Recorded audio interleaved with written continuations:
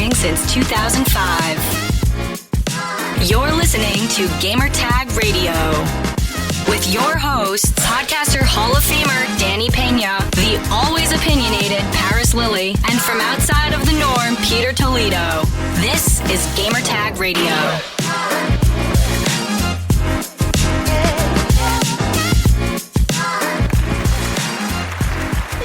Welcome to Gamertag Radio, episode 1258. This is your host, Danny Peña, and joining me in this episode of Gamertag Radio, we have Pete. What's going on, Pete? Yo, what's up, Danny? How you doing?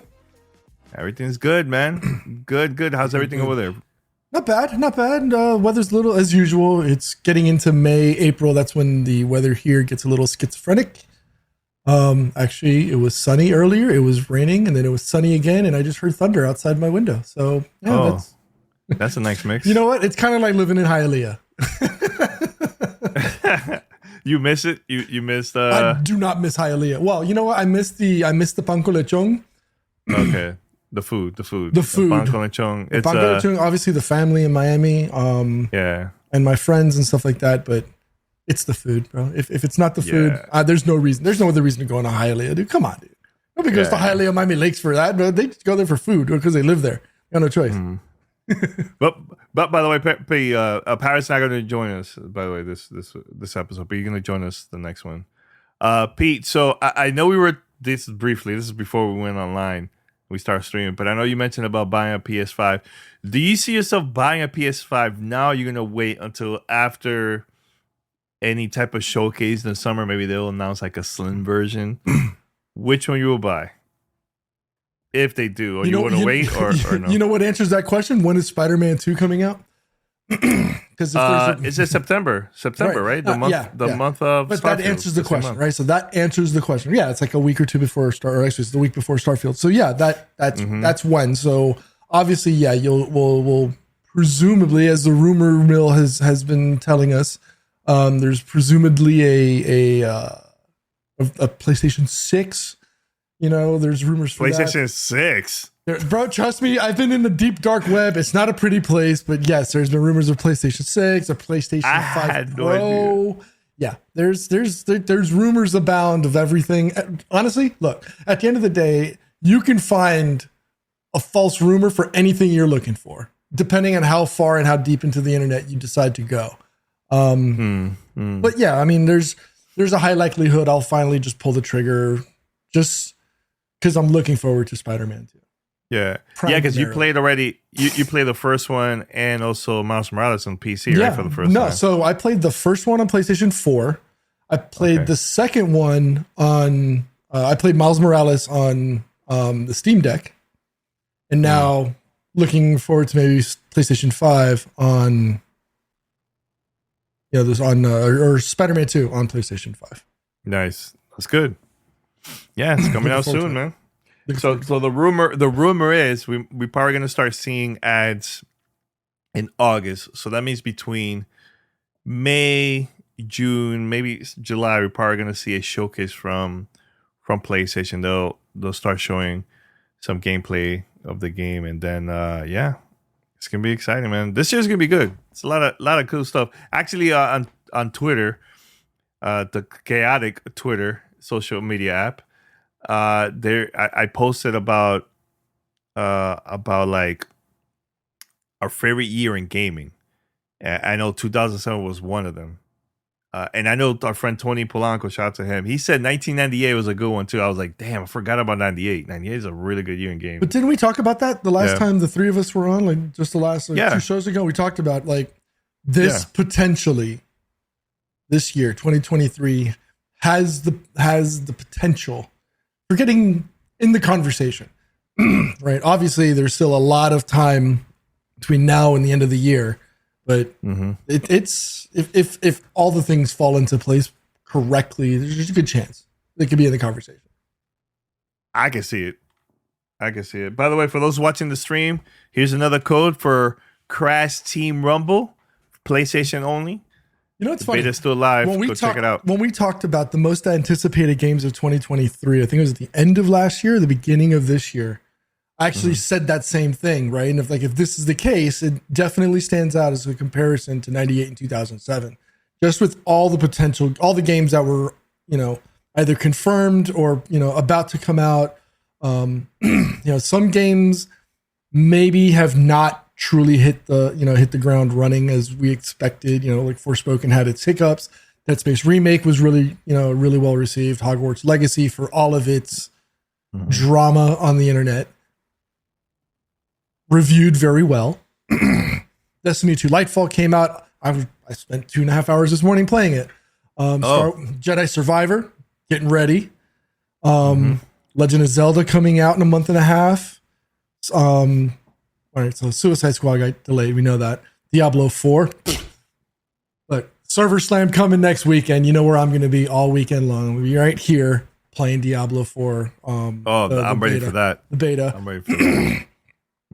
Redfall. Yeah, you okay? Are you okay with you've been coughing a lot? I've been going. Me and my wife have been going and fighting this cold, so like we're getting through. So okay. Redfall, for all of its drama, etc. With its 30 frames per second release, we talked about that 2 shows ago.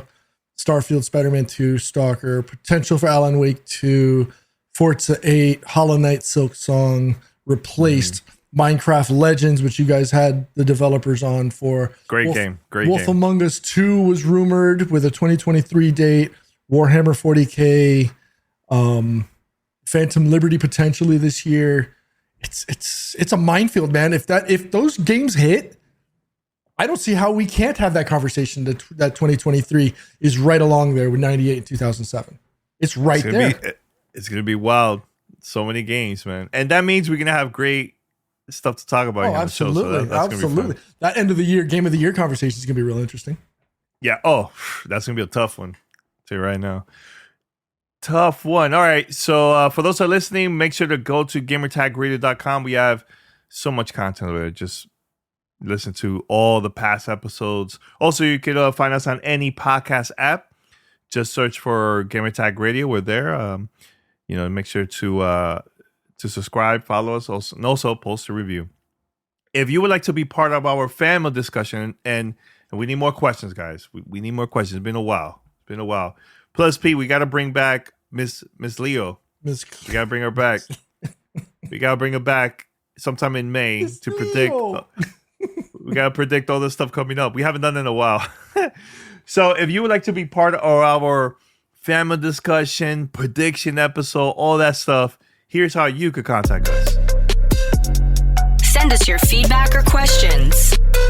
Give us a call at 786-273-7GTR. Email us at fanmail@gamertagradio.com or leave a message on speakpipe.com/gamertagradio.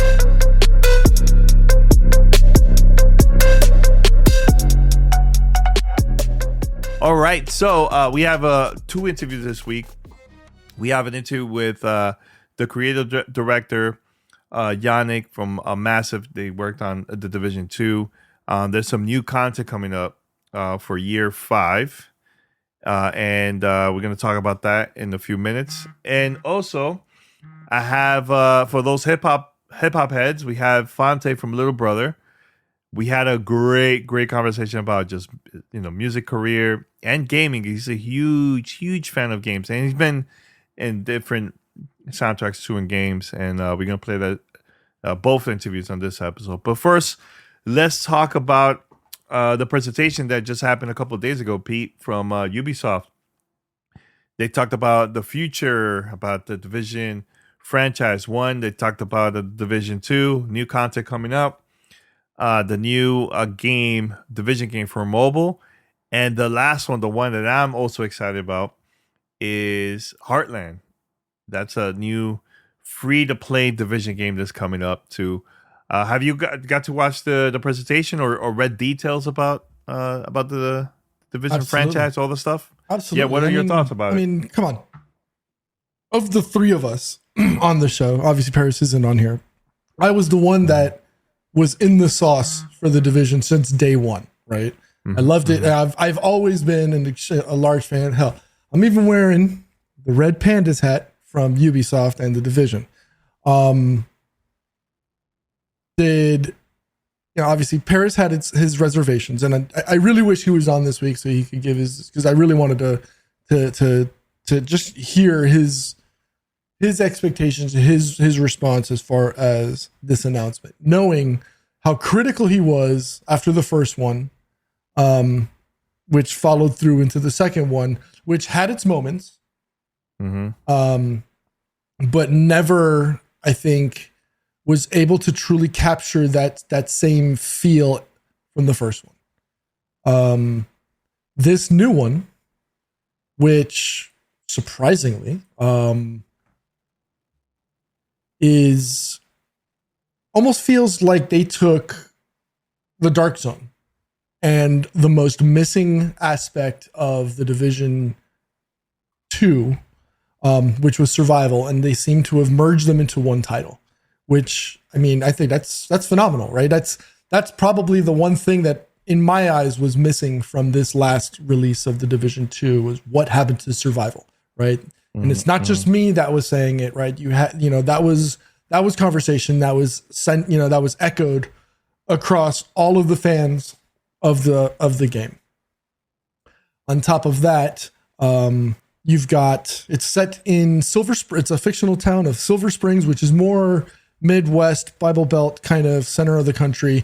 It's getting away from the New York / Washington DC environment, and apparently it's now that the green virus or the green whatever is now, it acts a little bit differently, right? It almost seems like it has a mind of its own.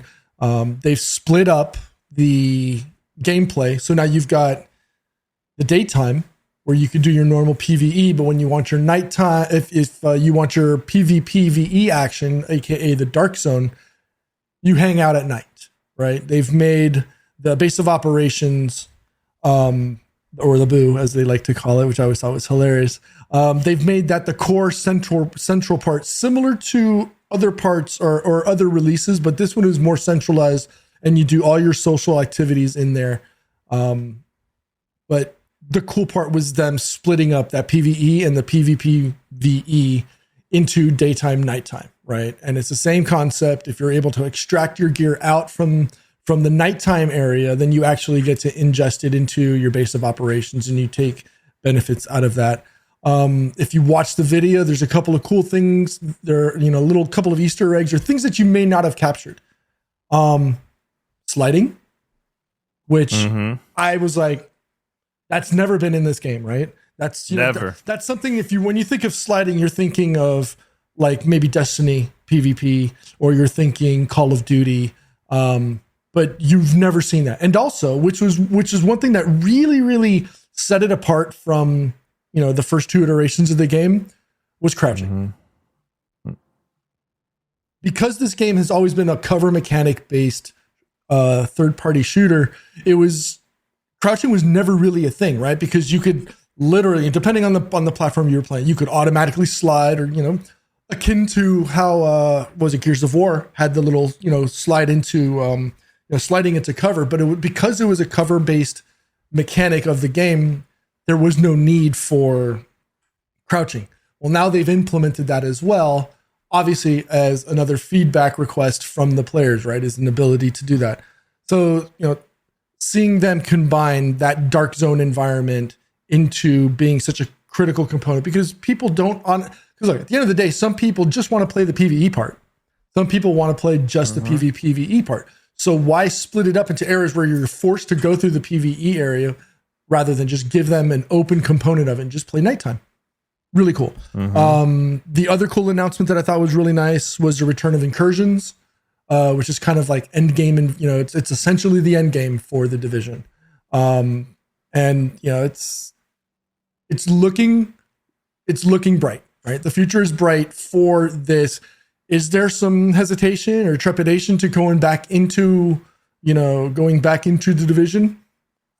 If you said no, if you expected that everything's going to be roses going straight in, and you have no expectation of or an expectation of disappointment, I would call you a liar to your face, because the first two, unfortunately, have put that taste in our mouths, right? Where it launches great, but then you see that steep drop off after launch. So fingers crossed. I'm hopeful that this, that they finally gotten it right? They've finally gotten they've taken the best of one, they've taken the best of two, they've merged it into one. I'm looking forward to it. I cannot lie. I am excited to see what it comes, but I am coming with a little bit of reservation because of the what has happened over the last two releases. Yeah, and here's the thing too. We've been very vocal about the content that we got to play during the last Division game, especially with Dark Zone. Red Storm worked on that, and we were very, very critical about it because it wasn't the same compared to like the Division 1, right? But I wonder how much they have learned from working on those two and add into the new one too. You know what I'm saying? So I'm very curious to see how it's going to be. But I have to say, playing games like X Defiant, which is also a free to play game, and now this one, Ubisoft is on the roll, man. With free to play content, it's been good so far, and I'm excited to try this out, man. It reminds me of like when we were playing The Division nonstop almost every day on consoles, man. So I'm excited. I can't wait to play it, man. Can't wait. Now, are you excited to try out the new roguelike mode that's coming out for Division 2? Are you curious about it? I'm curious, but again, because it's not my wheelhouse of games, obviously, I'm the first person, third person shooter person. I do not deny I do not deny that in any way, shape, or form. That is always my preferred game genre. But I think it's different enough that and because it's an environment and universe that I'm already familiar with, it kind of reduces the barrier to entry to get in for me. So I think I'm a little more open to trying it out at least, right? I'm not going to say I'm going to be devoting my summer to it. I'm not going to say that, I'm going to have, thousands of hours in it by the end of the year, but I'm open to try it because it's different and it's outside of my wheelhouse. But like I said, because of its familiarity of the universe and I'm a fan of it, I'll check it. Yeah, and hopefully, Pete, once Heartland comes out, we got to play it. We definitely got to play it. Hopefully, we can stream it, talk about it, And for those that are listening or in the chat, let us know if you guys are excited to play Heartland. Are you also curious to play the new content coming on Division 2? Please let us know. I'm dying to know if if the fans are going to go back and play it. There's a lot of games coming out this year, So, but with Heartland, I think my prediction is I think that's going to go live after the showcase from Ubisoft in June. And that makes more sense. They can say the game is available now or something like that, right? You can see that happening. It makes sense, right? Just because like the beta hasn't even been announced. Like they haven't given us a timeline for the beta, have they? No, so, they have. You could register right now. Right. And for those who are listening, you could go to or just look up the Division Heartland beta, sign up, and it will pop up. And it says closed beta later this year, but I have a feeling we might try it out as a beta in June, and officially probably will come out sometime in the summer. Because I think if they release this later this year, it's going to be way too many games coming out. I don't know how they're going to keep up. But again, not everybody's going to be playing the same thing. Everybody's going to be changing it up, So, but yeah, check it out. Heartland. Anything else, Pete, from this? No, I mean, again, it's exciting times for Ubisoft because I know they've been the subject of some bad press over the last few months, maybe the last year. So it's good to see some upwards progression from one of our favorite publishers. And again, a favorite title of mine that's coming back. That seems to be on its way back. Fingers crossed. Yeah, and we're in the game. They have our logo in the game, Division 2. So you can go back and use it. Clan. Actually, will they bring that back? Will we have the clan logo still available as an option in the thing? Actually, we probably got to clear out that clan because it's remember we were limited by 50. We were limited by 50. I think the last time I went in there to play, I was like all these people, none of one or two people were like still playing, and I was like, should I just like kick everybody? I should try it out. I should go back and see how it looks because I remember those people leaving because they were not playing it anymore. So yeah. But hey, at least we can say we're in the game. It's true. We can. We have a logo there. Say that. Yeah. So all right. So we're gonna play the interviews. Both interviews. One is with the creative director Yannick from Massive. We had a great conversation about the Division 2 new content, the new roguelike mode, a little bit about year 5, all that stuff we talked about. It's gonna be a great conversation. I think you guys are gonna like it. And also after that, I'm gonna play an interview with Phonte of Little Brother, and also from Foreign Exchange. We had a great conversation about his career and music, and also games. He's a huge fan of games. Actually, I was watching a couple years back. I was watching a podcast, a hip hop podcast, and he was in it. He was talking about games like Flower, indie games. A lot of rappers don't know about indie games. They usually will talk about like stuff that's popular, So, but he's been in multiple games. NBA 2K, now the new recent game, MLB The Show. He's in it. He has a track in there. So, but yeah, we're gonna play those interviews right now. And once we come back, the return of fan mail. We'll be right back. You're listening to Gamertag Radio.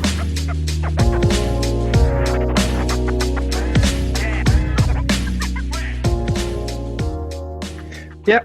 So I'm Yannick Banchereau. I'm the creative director on Tom Clancy's The Division 2. So I'm, in a way, the mind behind all the content and all the cool things we're about to reveal. Although saying I'm the mind means, sounds very selfish. I'm not the only person working on it. There's a lot of great minds, but it's I'm the one that's kind of coordinating and trying to make sense out of the ideas and desires of everybody on the team. So yeah, there's a lot of cool stuff coming, and a very exciting year for us. I was very surprised to hear, you guys been working on new content for the game, because it's been a long time. So how's it been since the last content that you guys released, and now the stuff that's coming up? It's been quite a roller coaster, to be honest. With the release of Warlords of New York, and then the second year of content, then the kind of blackout in a way where we had to restart production of content. And then coming back with year 4, now being able to do year 5, and seeing the game be successful, seeing our content be successful, and us being trusted and allowed to keep going it's an amazing feeling. And with the plans we have for year 5, they're ambitious. There's a lot of things we want to do, so it's just it's great to be able to keep building and actually do even more than what we've been doing until now, and hopefully see the result confirm that we should keep going. Yeah, I know one of the content that you guys plan to add in this game is a new mode. Can you tell us a little bit about that too? That looks very exciting and really interesting too. Yeah, so you're talking about Descent. That's our new game mode that's going to come in June. So that's the first. That's going to be part of the first season of year 5, actually. So that's going to basically open the year with. We're going to open the year with this game mode. And Descent, what it is, it's a PvE game mode. It's a take on the roguelite genre. In the world of the Division. So you're going to go there. The idea behind is, trying to re-experience for our players, re-experience the feeling of progression, power progression, which a lot of them haven't experienced for a very long time, because if you're endgame, you're powerful. And then there's a new gear. Okay, cool, I get the new gear, but I don't necessarily get more powerful. I just get more tools. But you've already bested everything that the game has to offer. And the idea with Descent was, let's take the players out of their comfort zone. Let's take away all the gear and make them start from scratch again, and then create new mechanics, new power mechanics, new progression mechanics, so that progression feels different compared to what they've experienced in the game. But yeah, let's make them re-experience that idea of starting from scratch with just your gun and one weapon, and then having to work to actually feel more powerful than the NPCs. Yeah, because I know you guys been experimenting since day one. I know you guys added raids back then. You guys did a couple things in the game, and how you guys came up with the concept to add this into the game, because it's hard to really come up with something new, with something that's been working for a very long time. Well, I mean, to be honest, it's not hard to come up with ideas. It's hard to actually transform them into reality. But it's again, it's the idea was when we try to challenge our players, we always need to account for all the millions of variations that the gear system allows. And it's very hard to balance and create things that are very challenging. And we will do that in year 5. In season 2, we're going to be implementing a new incursion. So that's the idea of creating this bite-sized, extremely challenging content for the most powerful players in the game. But with Descent, it was the idea of creating difficulty, a more controlled difficulty where we make you start from the same level for everyone, start from scratch, and therefore we don't have to account for all the past gear that you've accumulated. We make you start from a blank slate, and then we give you the power upgrades, and then let's see how far you can make it. The great thing with that is also that because everybody starts from scratch, that means also the character level doesn't matter. So you can go in Descent with a level 40 character, you can go in Descent with a level 2 character, and you can play together, and you will have the same power, the 2 players. So that means it allows for a very welcoming experience for new players. A new player can jump into Descent if they want to, and they can play with very experienced players. Because the mechanics are different, it doesn't require you to know the mechanics of the end game of the Division. You will learn the Descent mechanics, which are something else. So it's really something for everyone. For the players that want to experiment with different mechanics, it's for people that haven't played the Division and want to try something else. It's for people that are just looking for that power thrill again. So with one game mode, I think we managed to hit on a lot of very different fantasies depending on the player style. Yeah, well, one of the things I remember from the first game is, like the players are really, really good, and they will get the content right away. Do you think this one is gonna be something similar, or it's gonna be a lot harder to get all those new content, armor and gear, this mode? Well, so the great thing with this mode is that it is infinite. There is, you're going to go there and try to beat the Nemesis, which is the final boss. And I say final boss and I say infinite. What do I mean? Well, there is a final boss, but once you've defeated that final boss, you can keep going. You can choose to leave because you got the main reward, but you can keep going. And if you keep going, you're going to be rewarded for that as well. And you're going to start unlocking your rewards. And that keeps scaling to infinity. So that's the fun thing about it. There's a point where you're going to become a killing machine, but therefore any mistake is going to be extremely lethal because everything in front of you is going to be scaled to fight you. So where it really becomes about, mastery of the gameplay skills and you controlling, owning that controller or that mouse and keyboard to not make a single mistake. So it's that's the cool thing with it. It's like you can go there to beat the Nemesis and get your Nemesis reward, but if you want, you can keep going, and that can go on for hours and hours until you die. If you really want to do that. Yeah, I know we're almost wrapping up here, but one of the last questions is: Are we going to see other new modes that you guys are planning to add in the Division, or this is the new mode and everything else is more of like the cosmetics and gear for the game in the future for season 5?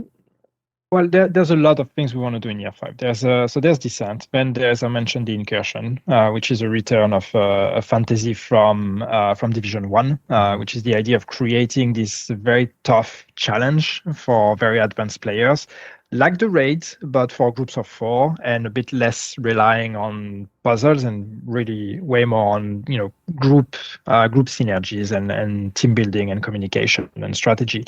So that's something that is familiar to Division players, but not Division 2 only players, because that's something new we're bringing. That's something new we're bringing back in a way.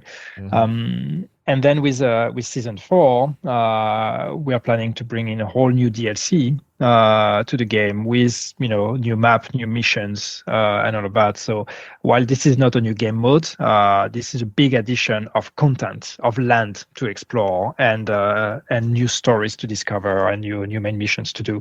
So that's there's a lot of content in this year. So the game mode is not only the only card in our hand in a way. There's a lot of things that we want to do in this year. All right, cool, man. I just want to say congrats to you guys. Can't wait to check it out. And yeah, we're definitely gonna see it in what, in 2 months or so. So I'm excited to see it, man. But thanks for the opportunity for the interview, man. Well, thank you. No problem. This is Gamertag Radio. Voicemail at 786-2737-GTR.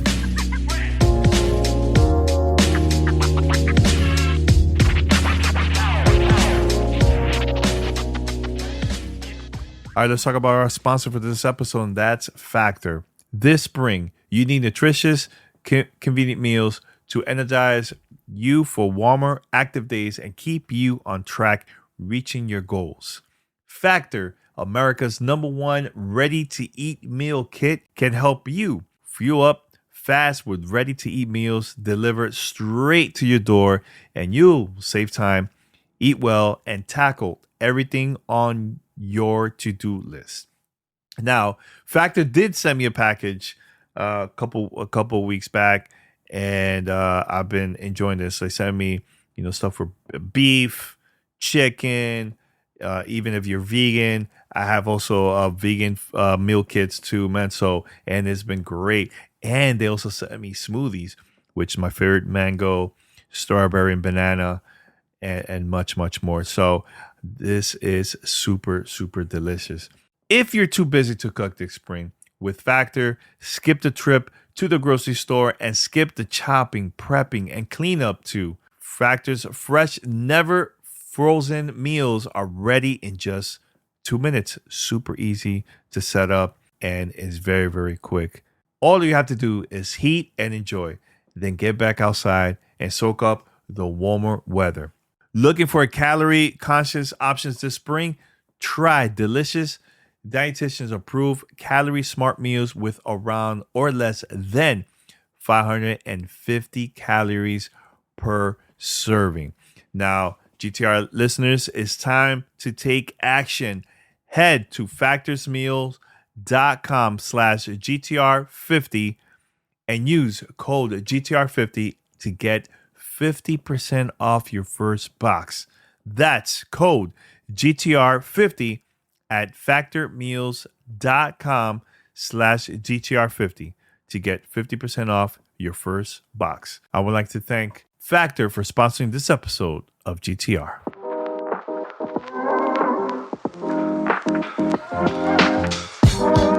This is Gamertag Radio.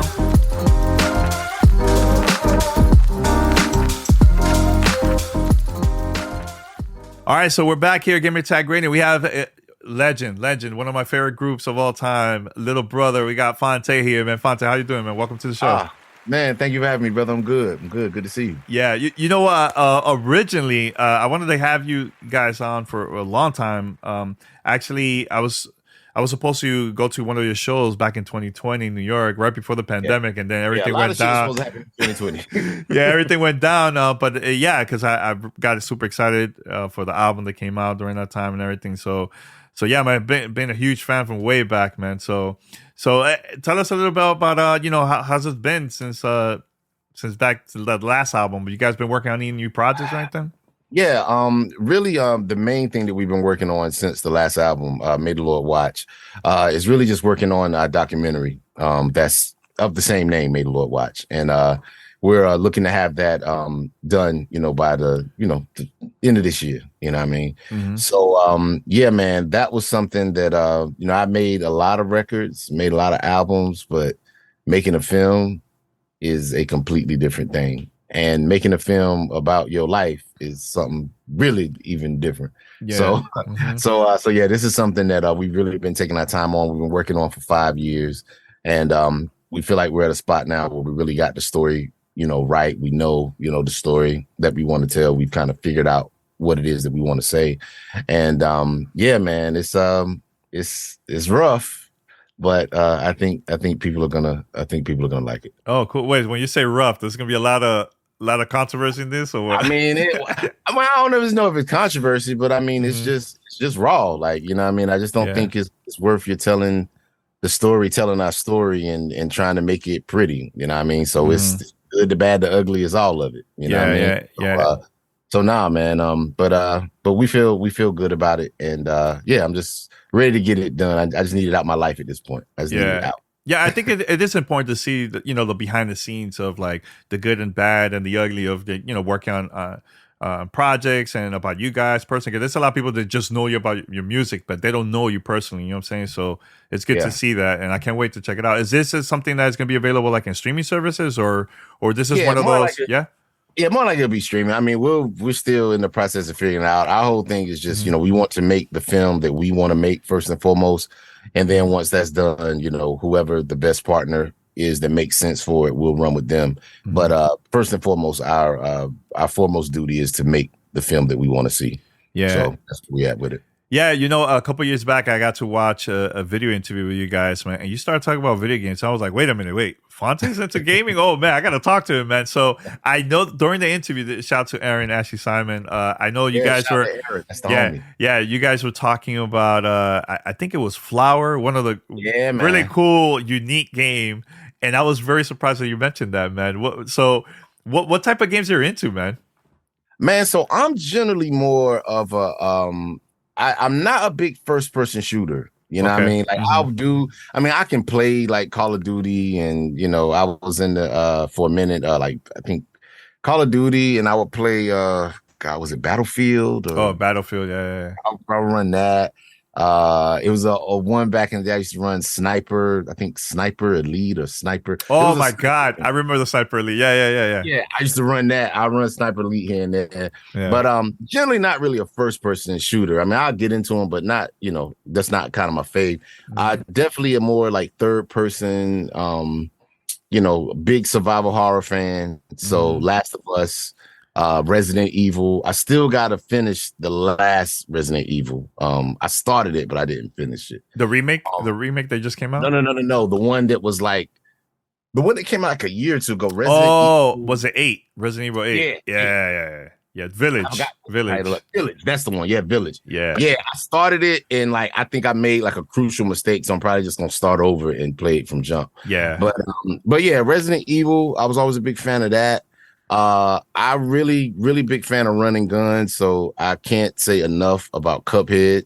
I think that is like one of the most insane games ever made. It's just brutal, but I beat it, and I was like, yeah, man, I felt like I really did something with my life when I beat the game. So yeah, it reminds me of like the old games where it's like really difficult, you know what I'm saying? But I'm surprised it's passing, because not a lot of people have done it, man. I finished it too, normal, you know what I'm saying? So normal. Yeah, I didn't listen. Let me tell you, so I didn't be clear. I game, but all these motherfuckers, I want to play it on the hardest. Yeah, you're like, no. I'm 44 years old.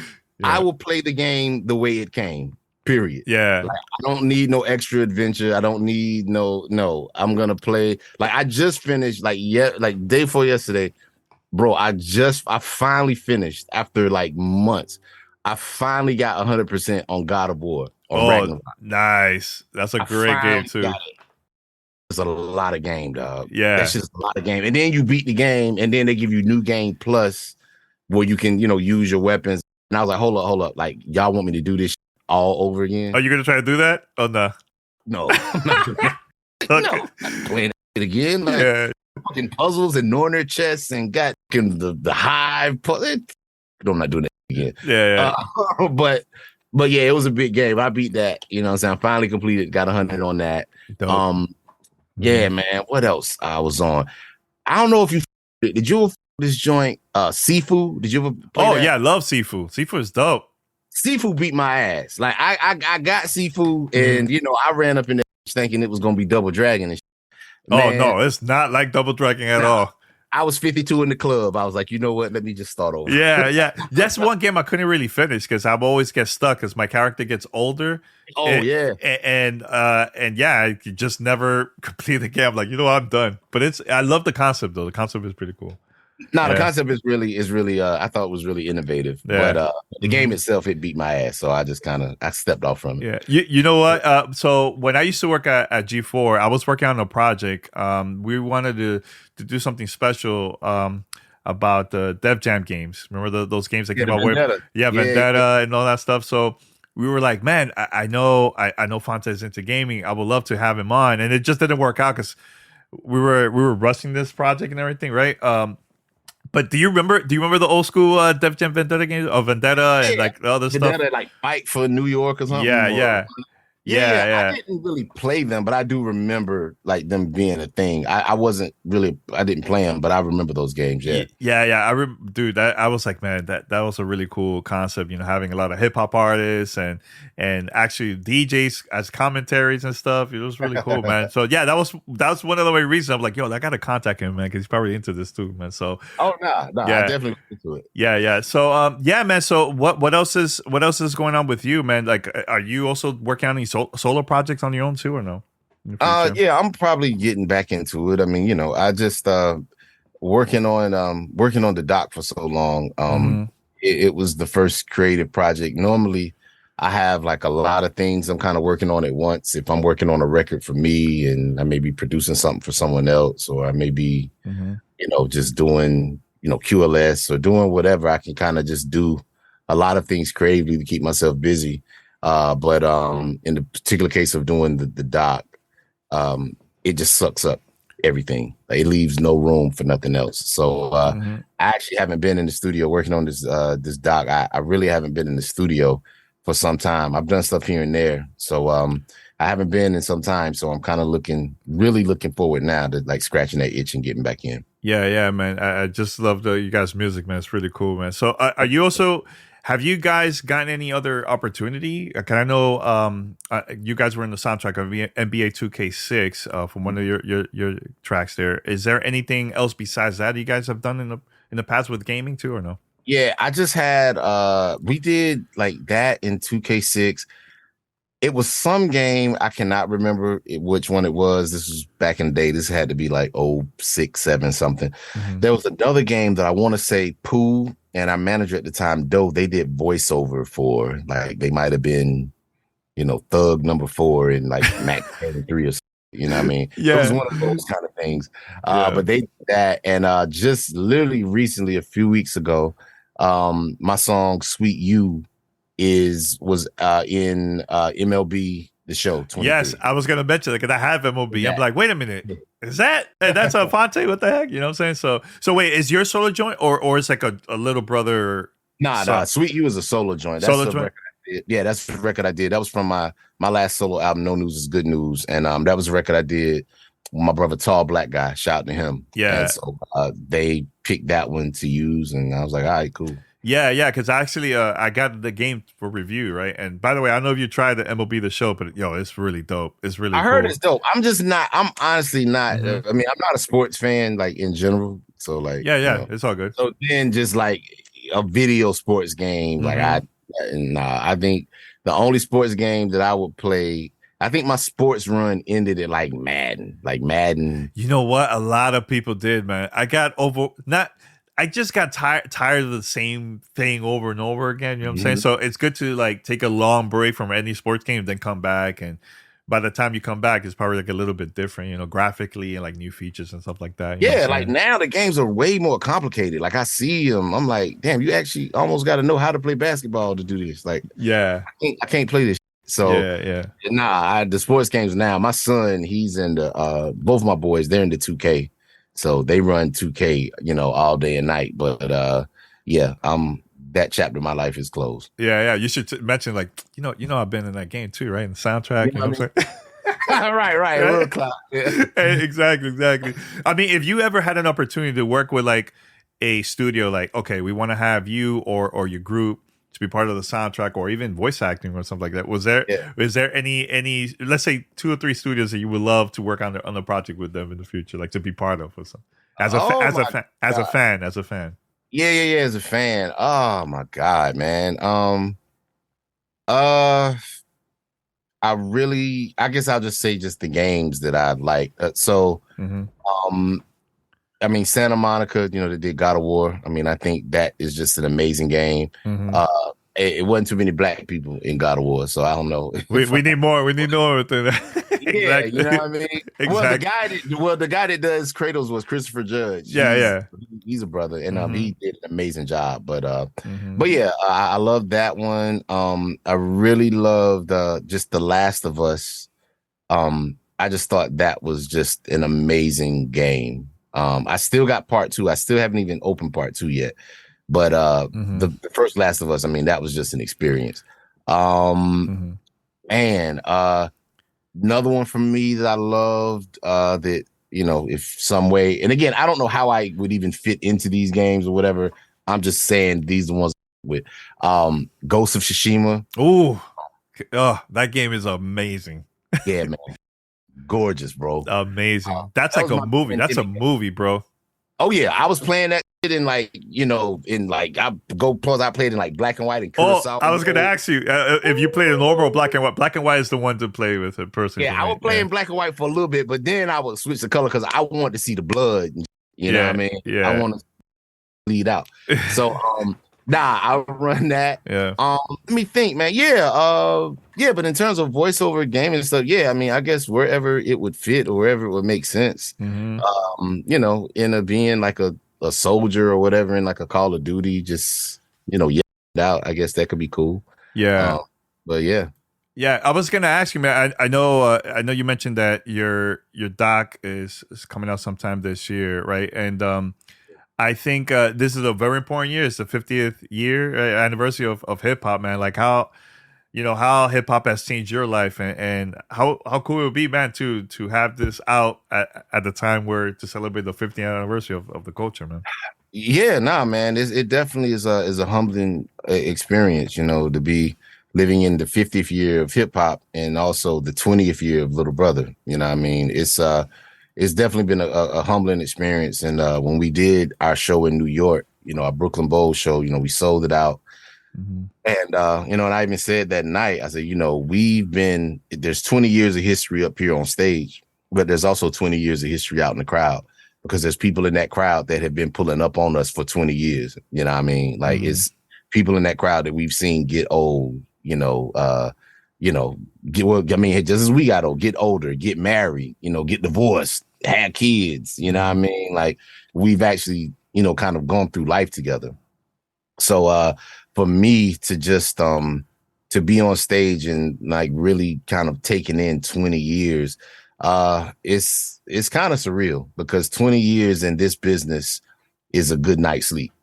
I mean, it goes by like that, you know what I'm saying? So it definitely is really humbling, and hopefully, with the doc just coming at this time, it'll just kind of be incorporated into just all of this celebration. Nobody expected hip hop to last this long. Like nobody expected rap music to last 50 years. You know what I'm saying? Nobody expected it to be, 40 and 50-year-old rappers still making music and still delivering and still, not just being relevant, you know what I'm saying, but just actually being profitable.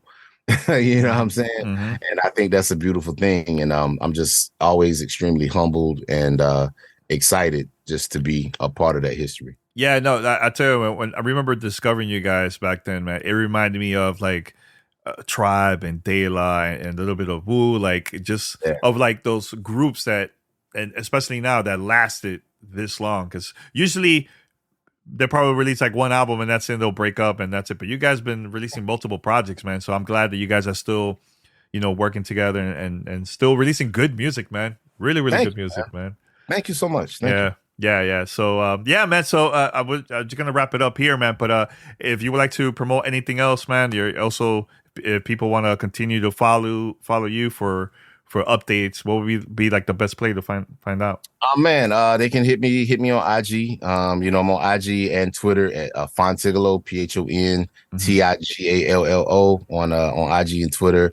Those kind of my main kind of playgrounds. I don't really do social as much as I used to do these days. It's just I just don't have the time, and it's just it takes more away than it gives. It's just exhausting. Yeah. So I try to limit my time on it, but I'm still there kicking it.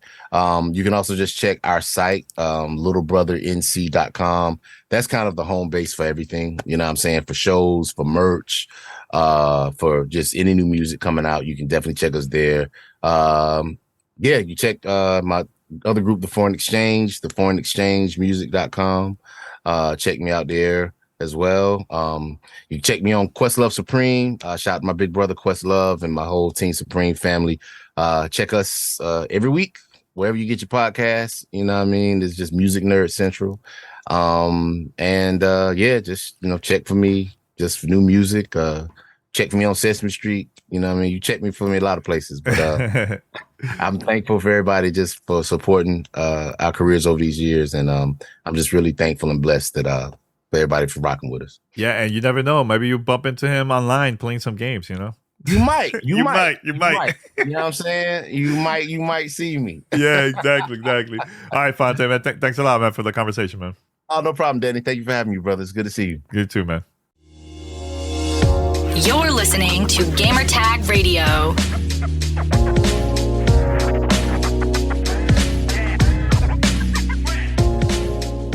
All right, so we're back here. Thanks to Yannick and also Phonte for a great conversation with you guys.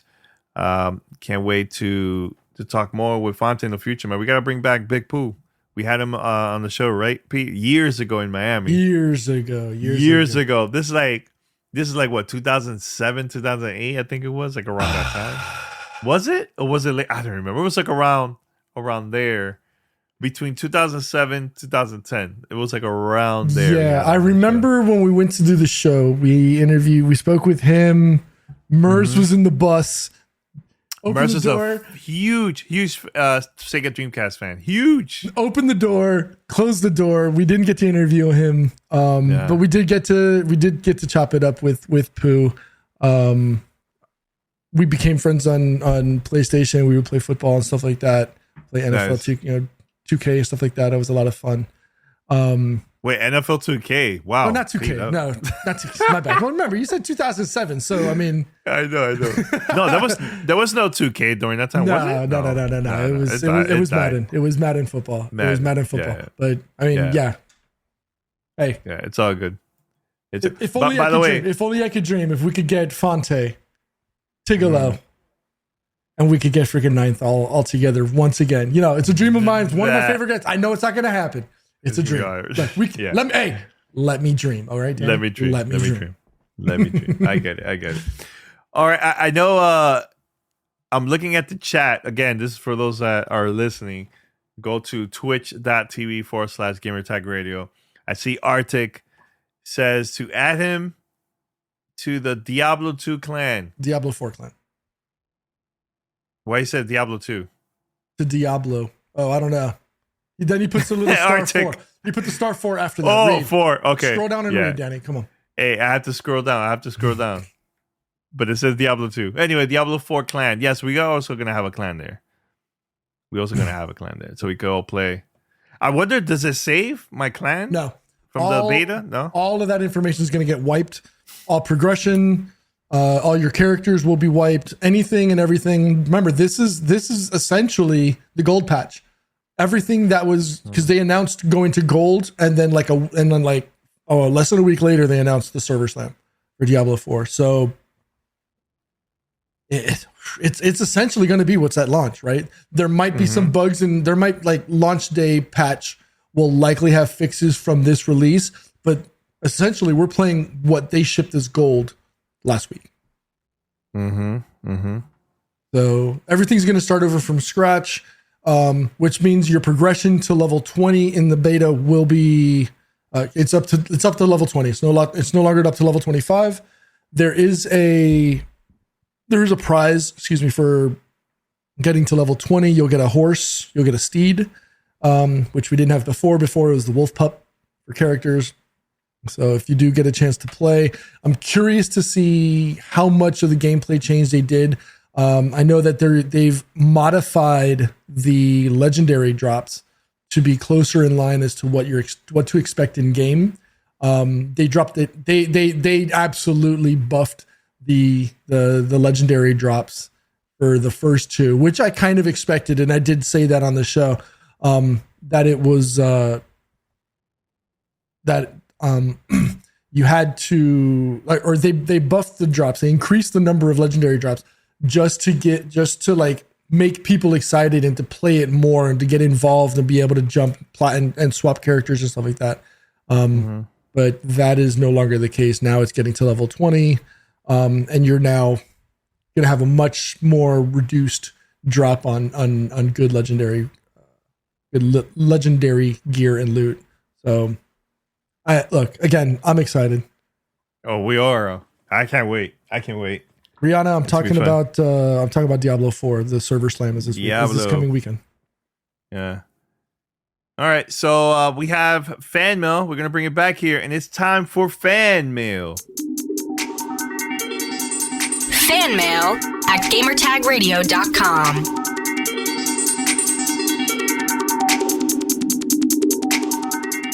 You know, Pete, you haven't done the special effects. It's been a while, but you don't have to do it. So there you go, fan mail. All right, so I'm going to answer a fan mail question for the first time from the chat and added part of this wasn't planned at all.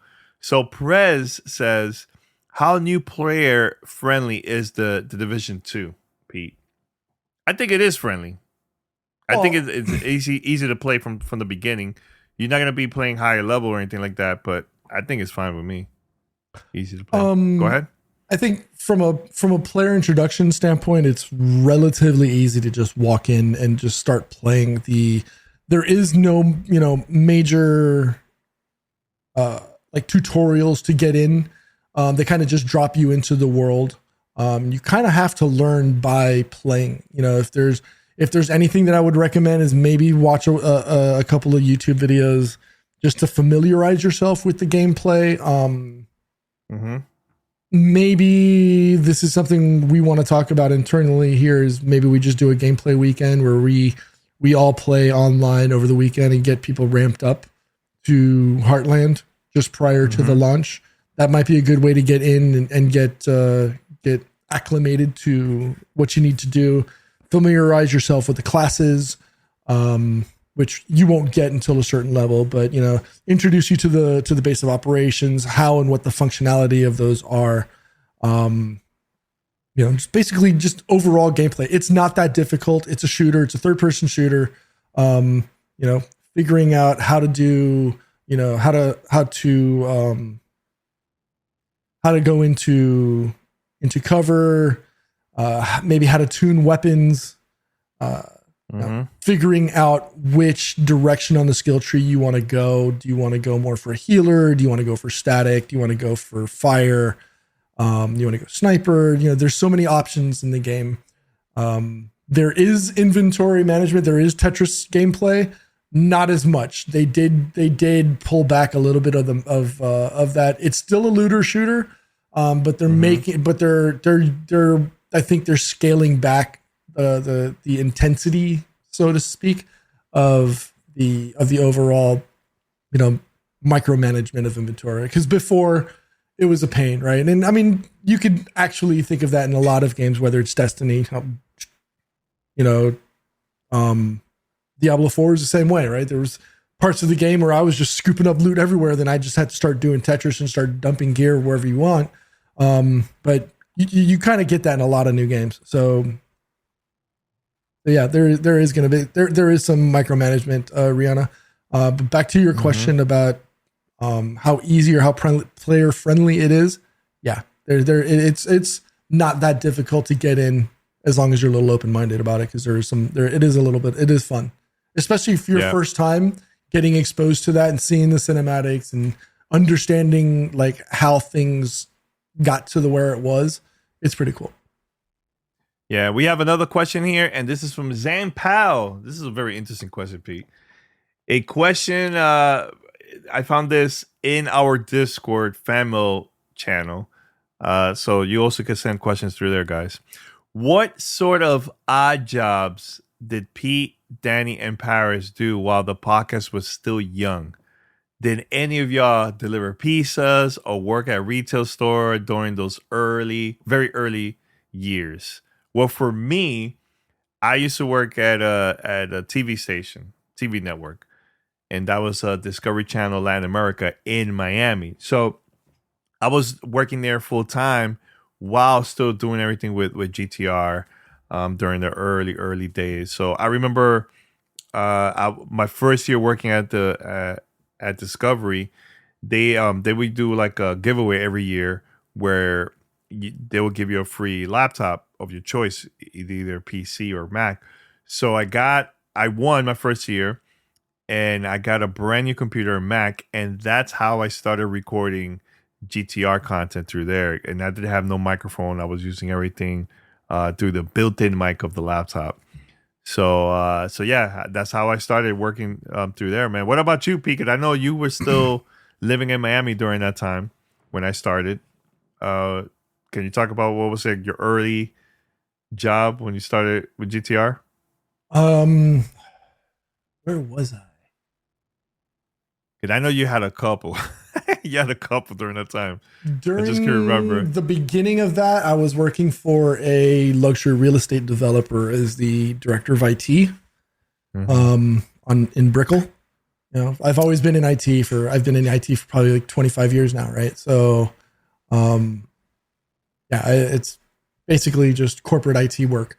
And then after that, worked for what's called an MSP, or a managed service provider, which had, clients all throughout South Florida. And then from there, went to work in Palm Beach Gardens for an insurance company. It was actually it was a mortgage company. And then, moved to Switzerland to become the head of IT for where I currently work now. Yeah. So, yeah. And I remember when in the early days of GTR, Halo 3 came out. And this was like a big thing. We went to an event in Miami, launch event, which Bungie was in different locations across the U.S. To celebrate the release of that game. And we got the game, and we went somewhere in downtown. Was it like your office? And we started playing Halo 3. Halo 3 there, you remember? Way back? Yeah, we went to we all like brought TVs, and we all brought our consoles. And our building was right on Brickell, and we overlooked Biscayne Bay. We had this big conference room, all glass, big massive glass table in the middle, and we all just set up TVs. I'm sitting there with this massive 32-inch at the time. Remember, this is like 2007, 2006, whatever. 32-inch TV flat screen was the thing, right? So I had that. Boom, set that up. We all set up we had like a 500 meg internet pipe there. So all of us were connected to the Wi-Fi or connected to the wireless network. I had run cables from the network so that everybody could go. Okay, it was man, that was fun. It was fun, and you know what was so cool about it? While playing that game online during that time, remember, you'll see how many people were online, or like the locations around the world and stuff. It was exciting. It was super exciting playing that back then. Woo! Yeah. So yeah, that's what we used to do back in the days. And here's the thing too, like even when before I started GTR, and I was living in New York, I was just going to college and worked at a retail store and stuff. So, but I think my first job was a bag boy at a public supermarket.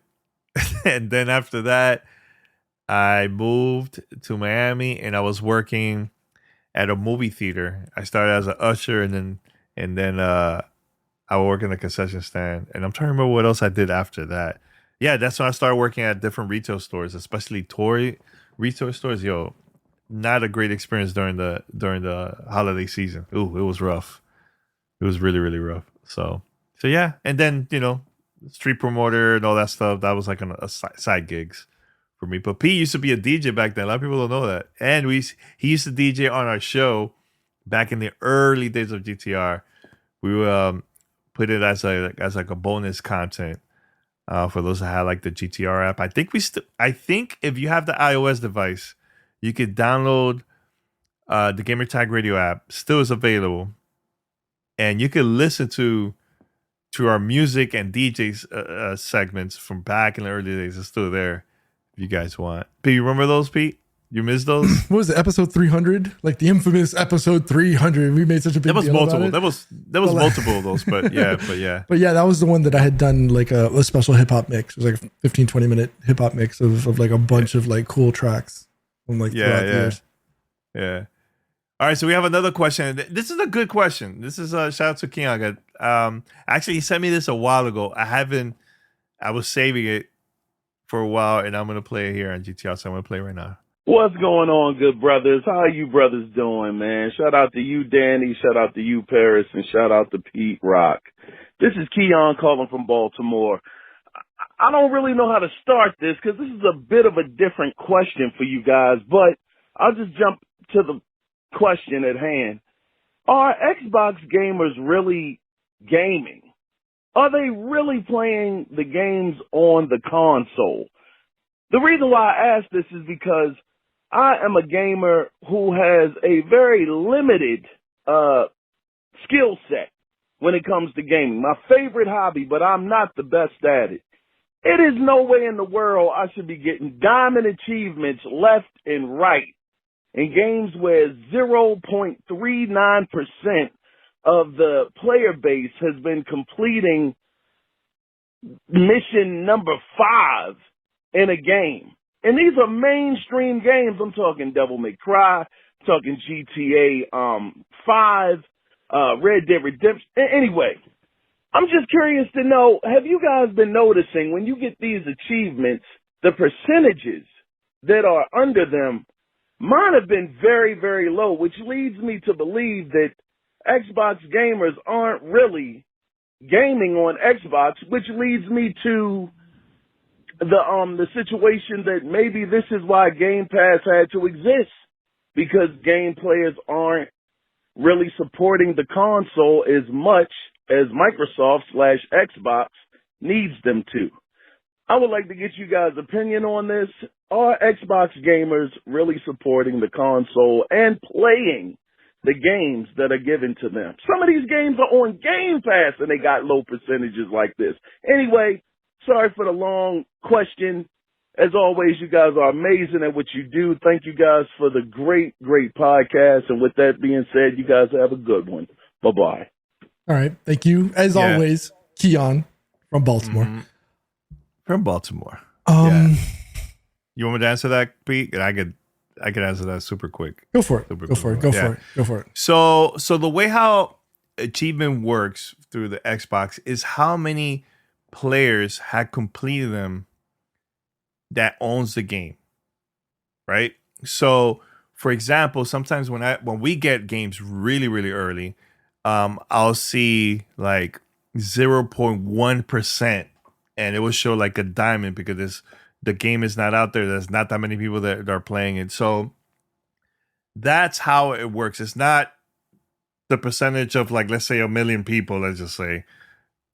It's not based on that or anything. It's more of like how many people have the game and how many people actually unlock that achievement. That's how that works. So you were going to answer that, Pete? I mean, for me,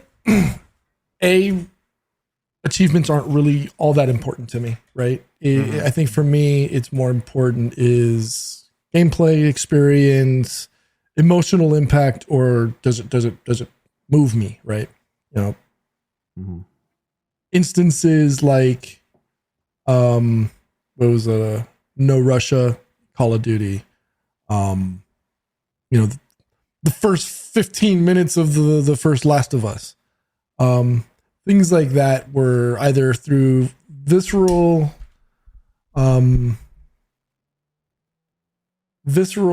just gameplay or just amazing games, you know, just amazing storytelling are what's more important to me. As far as Keon's question, I think it's subjective. In a sense, I do see very similar statistics on Steam, because again, I play mostly games on Steam or on PC. But I don't know for me if it's that important. Some people see it as important.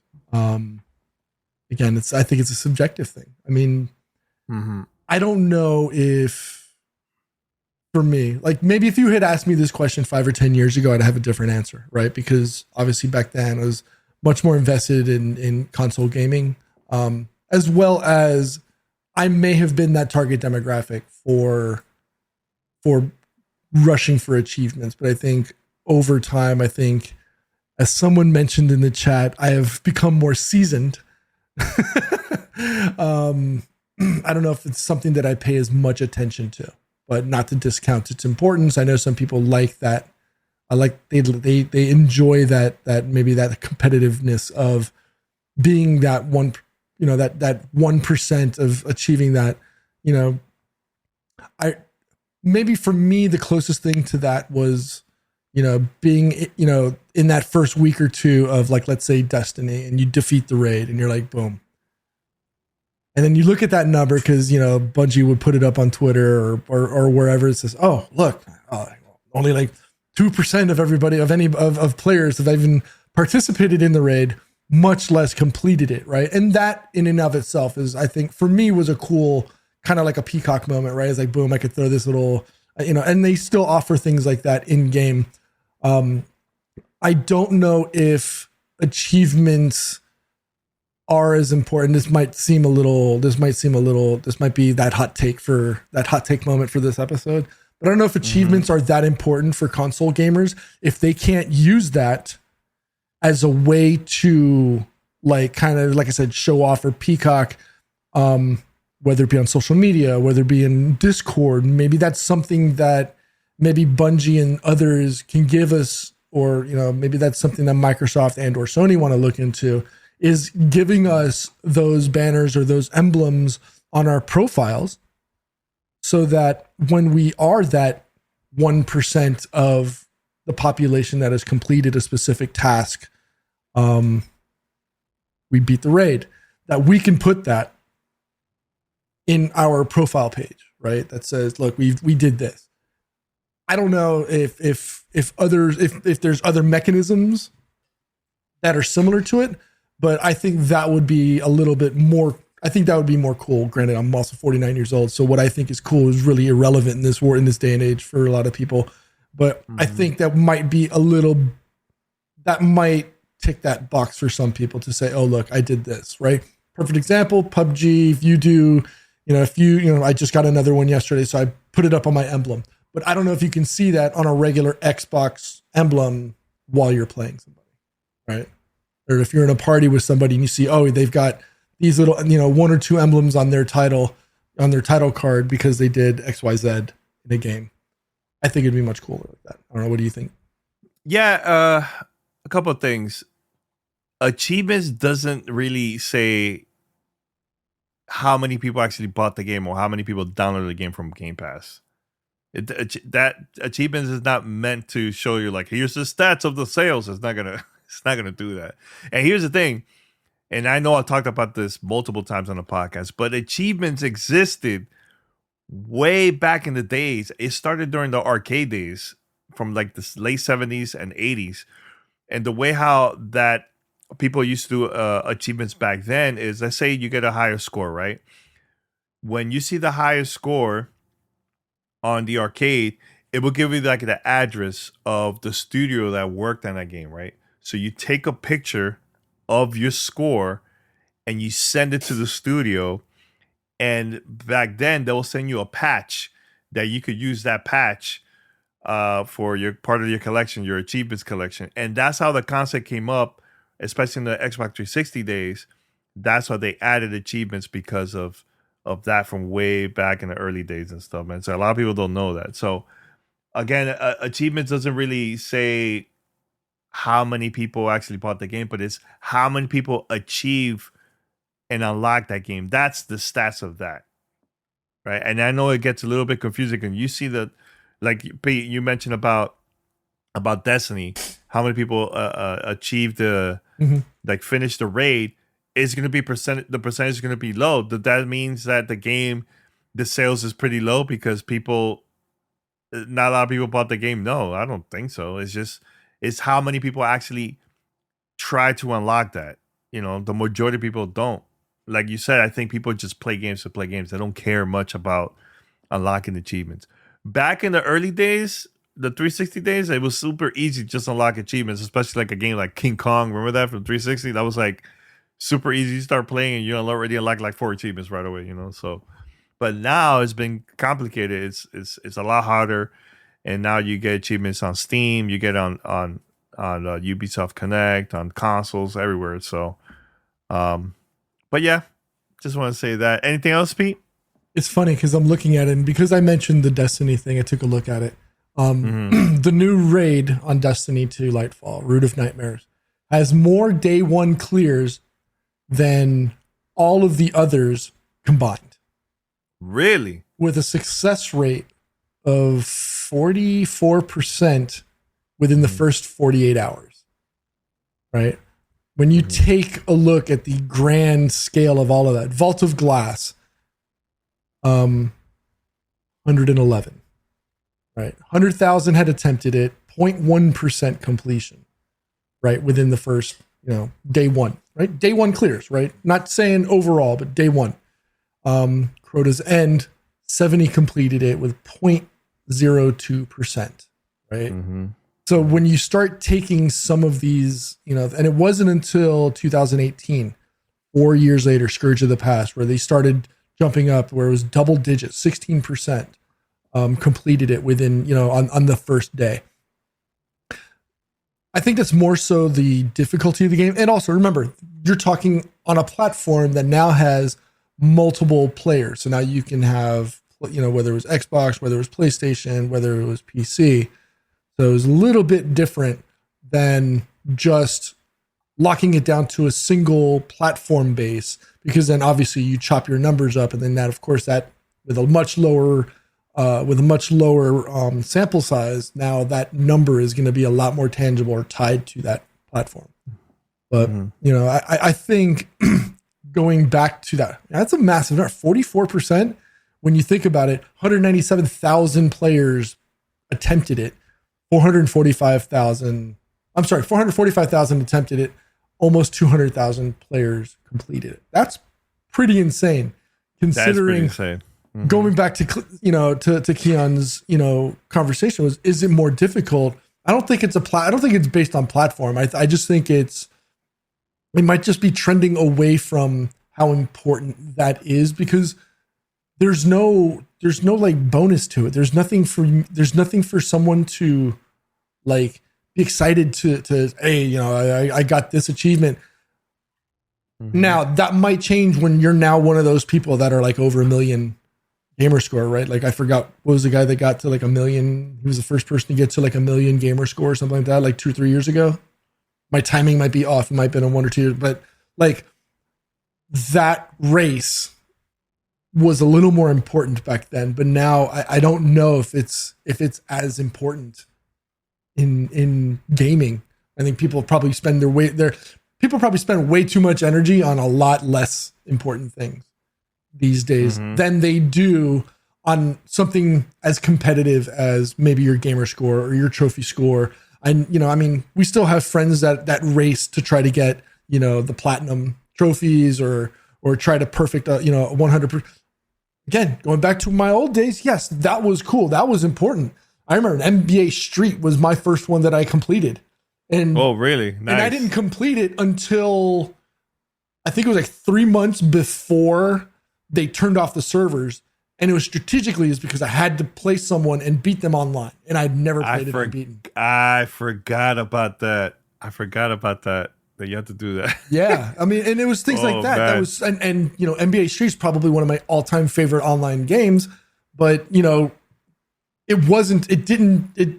guess you could say it wasn't that little psychological effect of the trophies or gamer score or achievements for that matter didn't tick in until I couldn't achieve it, right? It was like, okay, we're going to take away this ability or take away the server. Do here's your last chance. Oh, well, damn. Well, let me fire it up and let me do it. Yeah, I know we have more questions, but we have to like wrap up the show. But we could do it. We could do it on the after show if you want. But by the way, breaking news. Uh-oh. Breaking news. Super Mario Brothers movie box office sales now at $871 million worldwide and $434 million in North America.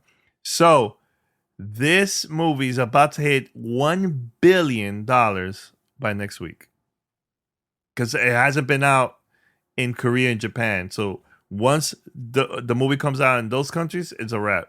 It's gonna hit over $1 billion.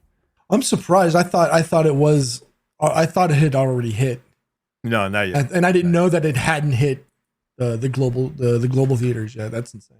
Mm-hmm. Yeah, insane. And I know it's crazy. I mentioned to Paris weeks before it came out. I was like, Paris, I could see this movie hitting up a billion. Do you see this movie hitting $1 billion? He's like, he thought about it. He's like, yeah, you know what? I think it's gonna happen. Boom! Look at that. Like, it's crazy. It's crazy. It's so fast too. That's wild. Yeah. So that's good, man. It's good. All right, we're gonna wrap it up here. Thank you everyone for listening to episode 1258 here at Gamertag Radio. Thank you, Pete, for joining us during the hot weather over there. Your location. What's crazy is it's 64 degrees outside. For it's not really. It just happened. It just happened that it was warm in here. Yeah, it's funny though because I have a fan going on in here, and it's getting a little chilly. Now it's getting a little cool. It's cooled off now. No, cool. All right, everyone. Until next time, thank you for listening. We're out. Peace.